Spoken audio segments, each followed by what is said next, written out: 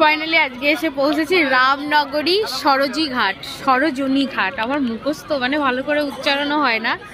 তো যাই হোক, এইখানটায় হচ্ছে রাম লক্ষ্মণ সীতা সবাই এই গঙ্গায় স্নান করেছিল। তাই দেখো ভিড় কত, সকাল সকাল সবাই এখানটায় স্নান করতে চলে এসছে। অনেকে উপরে এই যে চান করে ঘুরছে এই যে।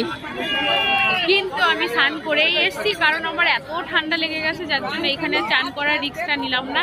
কালকে একবারে কাশিতে গিয়ে করব। এখানে একটু জলের মানে ছিটাটা নিয়ে নেবো মাথায়, ব্যাস। এই যে আমি কত তুই ধরবে না, ওই এই ড্রাম নাও। ও আচ্ছা, যাও। তো সবাই এই যে স্নান করছে, এই যে আমাদের দলের টিমে যত লোক আছে সবাই এইখানটায়। শুধুমাত্র আমি বোধহয় স্নান করে এসছি না, আরো একজন দুজন এসে, কাকাটাও চান করে এসছে। আর এখন কটা 7জন করেছে, এখন বাজে 8টা 19। এখন সবাই এখানে স্নান করছে, কি ঠান্ডা ঠান্ডা হাওয়া দিচ্ছে এইখানটায়।